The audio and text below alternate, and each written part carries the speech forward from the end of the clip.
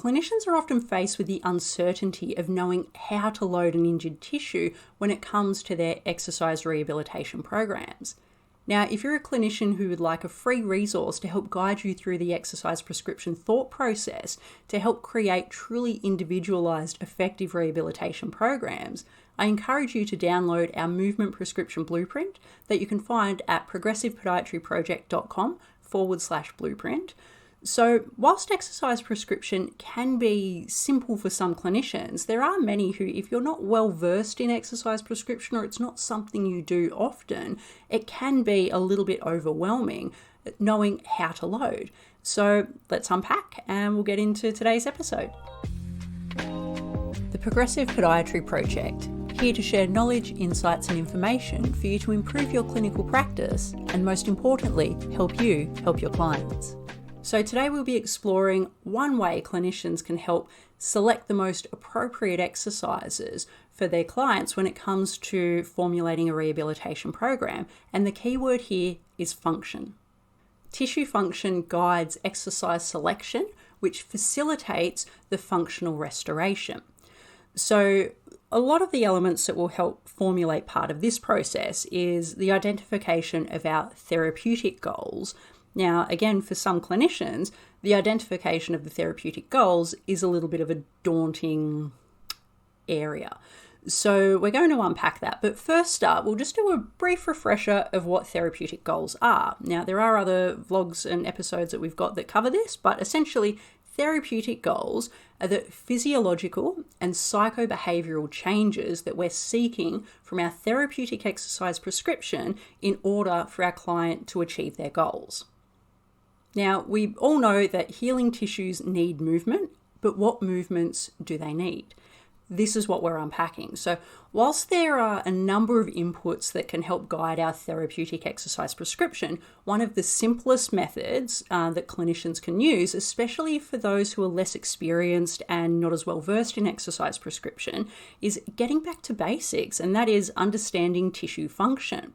So when we've refreshed ourselves and we have an understanding of how tissues function in the absence of pathology, we've already identified some of our crucial therapeutic goals. Now, we'll use some tissues as an example. So the first example would be the plantar fascia. Now, whilst there are a number of biomechanical functions of the plantar fascia, in this example, because we're focusing more on exercise therapies, a function of the plantar fascia is to absorb and release elastic strain energy during locomotion, be it walking or running. So basically, a therapeutic goal that we can identify is, yes, we need to prescribe exercises that will increase strain tolerance and also increase the energy storage and release capacity of the plantar fascia.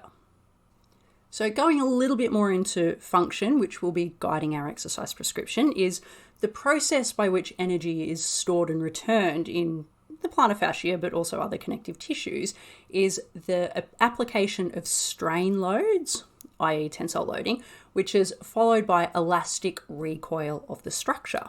So in the presence of pathology, i.e. plantar fasciopathy, we'll often see a decrease in strain load tolerance and a decrease in the energy storage and release capacity of the plantar fascia.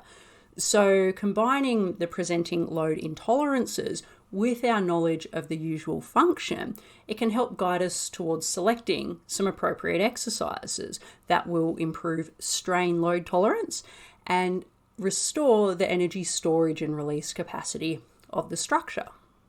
So some questions that I'll put to you are: what exercises or movements will place strain or tensile loading on the plantar fascia? And then also, what exercises or movements will create environments where we're looking to have energy stored and released in the plantar fascia? Our next example, which is quite similar to the plantar fascia because they're both highly collagenous structures, type 1 collagen, is the Achilles tendon. So the Achilles tendon functions to store and release energy, and it also functions to help accelerate and decelerate our lower limb. So therefore, we would likely need, depending on what the pathology is, but we would likely need to prescribe exercises that will improve the energy storage and release capacity of the Achilles tendon and or facilitate lower limb deceleration and or acceleration.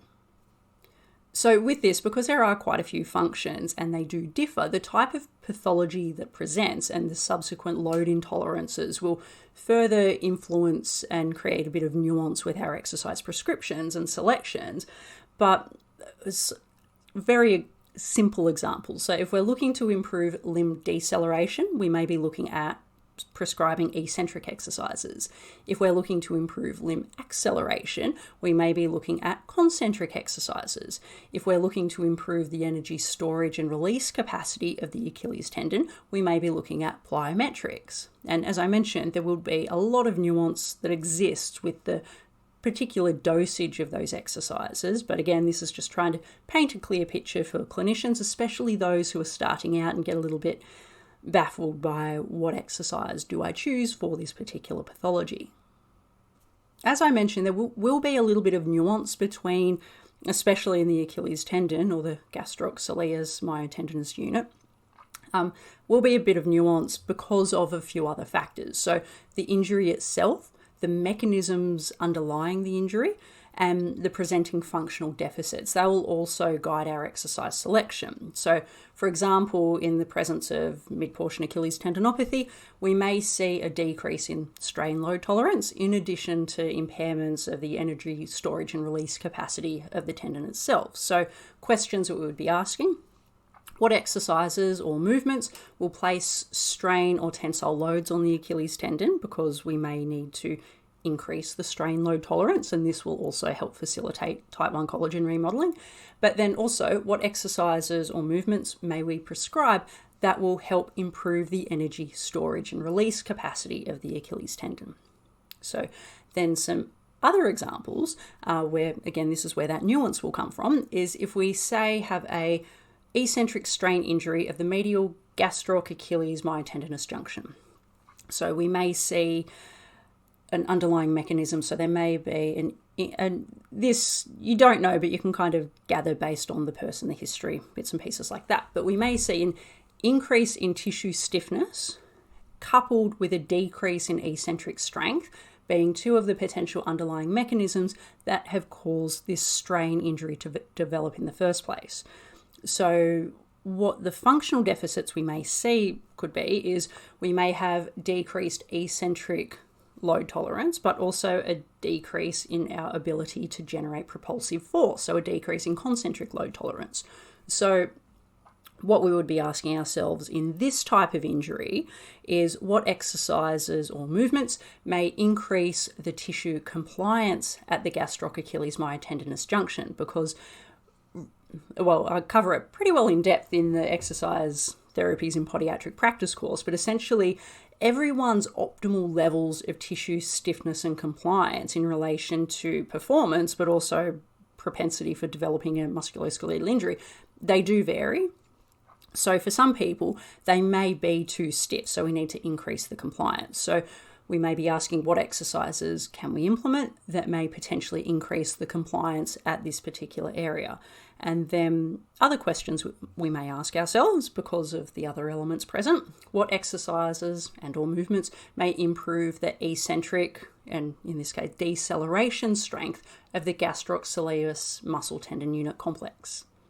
So again, hopefully this is starting to paint a little bit of a picture how if we understand normal tissue function, this is guiding us to selecting the exercises that will help restore that function. So that's why I'll often use the term exercise rehabilitation or the goals as a functional rehabilitation or functional restorative program, because we're looking to restore function.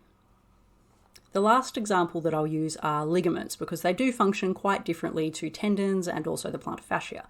So two of the functions that we know ligaments provide is guiding joints through their range of movement during tensile loads, and they also provide proprioceptive feedback that will influence muscle activation. So based on this knowledge of function, we know that if we're looking to functionally restore an injured ligament, we would need to be introducing tensile loads to improve its tensile load function, guiding joints through that range. And then also proprioceptive exercises, because we want to functionally restore the proprioceptive capability of the ligament structure. So basically, like I said, we'll be looking at tensile loading exercises and proprioceptive exercises. So hopefully if we're able to look at our therapeutic exercise prescriptions through the lens of functional restoration, we can hopefully begin the process to developing more meaningful programs for our clients and hopefully reduce the risk of re-injury occurring later on down the track. So in summary, what we need to remember is, or the question we always need to ask ourselves is, what exercises will load the tissue in a way that replicates its normal function? This will start a process of us being able to select the most appropriate exercises for that injury and for that individual and help them achieve their functional goals. So where some further nuance and refinement of our exercise selections and prescriptions come from, the other pieces of the puzzle that we need to consider, which I have covered in previous episodes, and there are more coming out that will cover this more, but that is considering our client's goals, the current tissue capacity, and also the desired tissue capacity. So these elements all interplay with each other that will help facilitate the exercise prescription process. But hopefully this episode gives clinicians at least somewhere to start if the exercise prescription process is a little bit daunting. Getting back to basics, just having a refresh of and asking yourself the question, what does this structure or body part, what does it normally do when there isn't an injury? That will set a benchmark even before we're looking at refining further with the client's goals and specific activities. So if you're not sure where to start, tissue function in the absence of pathology, great place to start. And as always, and like I mentioned at the start, if you're keen to get your free guide on helping guide you through the exercise prescription process, the movement prescription blueprint at progressivepodiatryproject.com/blueprint. That's it for today's short and sweet episode. It's been great as always, and I'll see you next time. Cheers.